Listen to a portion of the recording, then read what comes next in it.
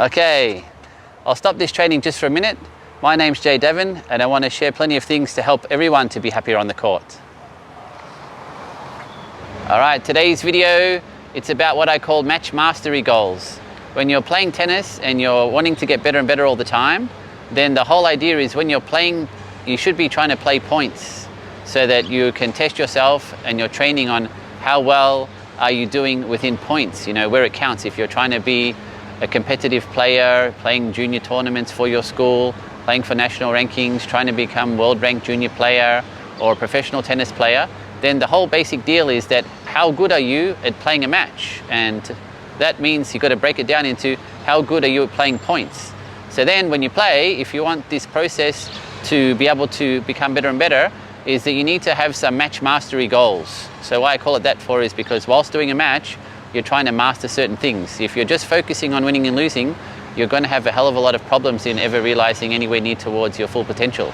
Or on a given day, you might have a big problem when you're over-focused on winning. A really good example is how Novak Djokovic, when he was going for the calendar Grand Slam in 2021, how amazing he is, but yet everything really fell apart and he was losing control of his emotions and crying, and his level of play was much worse than it normally would be, and he was unable to win that US Open because obviously he couldn't get his mind out of focusing on winning that and what it would mean in terms of his career and him versus Nadal and him versus Federer, what people think of their achievements. So that's not what we want to happen. What we want to happen is that when we're playing is we have specific things that we work on. I've got an interesting thing here in my phone, I'll have to open it out, but it's what Andy Murray would have on the court with him.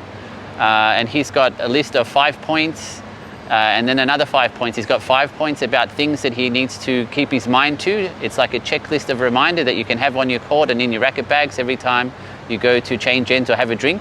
You can refresh your mind and set yourself what are you supposed to be putting your mind to by looking back at this checklist sheet.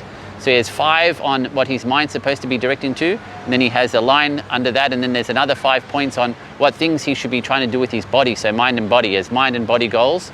So when you're setting these things, the idea would be, how I always do it, is that it's a matter of getting the players when they were going out to play for their WTA points or their ATP points, or the boys and girls when they were playing in the world ranked junior tournaments and things like that, is to make sure that in practice, we're really prioritizing what are the key few things in both mind and body, and go through them and really practice them so they feel that they know exactly what to do, so that they don't need me when they're out on the court because they've got the checklist and we've done it so thoroughly and they get to understand it so well that when they do their match, they have their reminder, so it's very easy to draw back their attention. And one of my favorite ideas was to make sure that when we had a certain thing that we were trying to do as one of these goals, is I always try to put it as a 1-word or a 2-word thing, which would then mean something. For example, one of the ones that I would use all the time would be called closer. Now, I'm not going to go into what that means, but from closer, when my player would be looking at their match performance or match mastery goal sheet to try to perform, they would see the closer, and then because we worked on it really in detail and what to do to the other person and what to do on your side, how to make it work within points, then they would really know what it is. And having in the 1 word, it's much easier when they're standing at the court ready to play, thinking to themselves closer rather than big sentences. Now, Andy Murray's ones are sort of longer sentences, but anyway, I'm going to show you what he's got because, you know, he's done pretty well, right?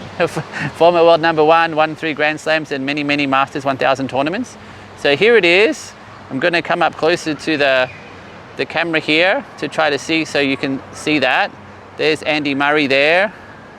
And there on the top 5, he's got 5 points about mind, things that he's trying to keep his mind to.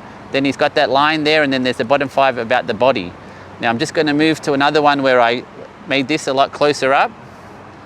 So there's a good chance that we can go through and read there. So for example, number 1 on his mind goals is be good to yourself. So if you watched Andy Murray quite a bit, you would know that he was tending to have a big habit of always telling himself off and being down on himself. So that's his one there, he's trying to get better on that.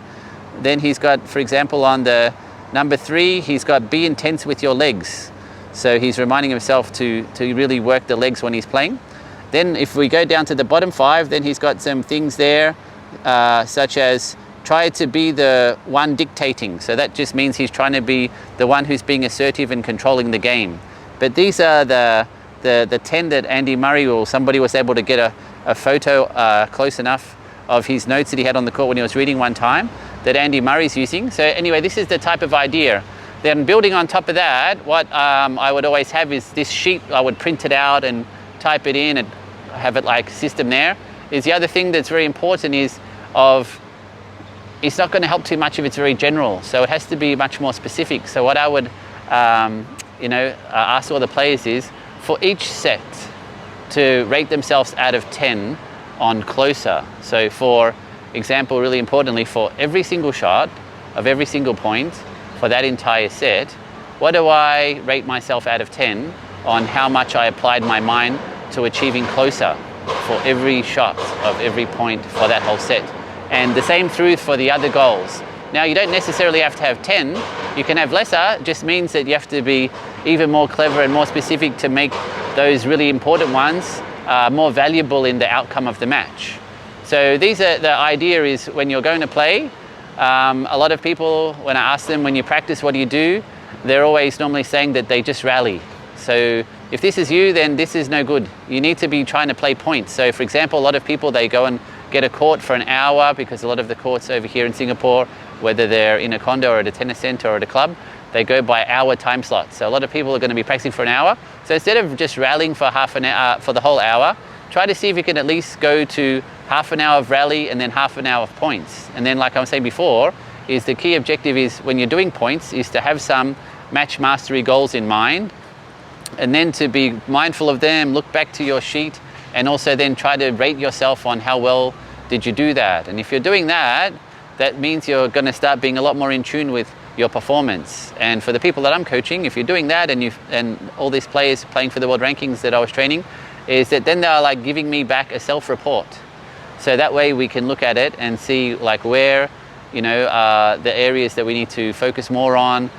Is there something that, now that they're doing so well, they've just improved 200, 300 spots in the world. We might look at how do we need to incorporate some other thing to keep pushing up further. But the key part is not just hitting balls. You need to be consciously trying to do something to get an outcome, and then it needs to be very mindful and listed, written down, so you can't just go, oh, Jay, yes, I forgot all about that. That's no good to go out, especially if I'm traveling around and we're going all this distance to a different country or whatever, and you're playing a tournament, and then you go out there and you forget, right? This is not something to forget. This is, got to write it down. No excuse. Every time there's a change of ends, the players, they're always going down and sitting at the chair, and they've got their 90 seconds and 2 minutes at the thing. So there's definitely plenty of chance to reread it and keep it very conscious in your mind of what you're trying to apply.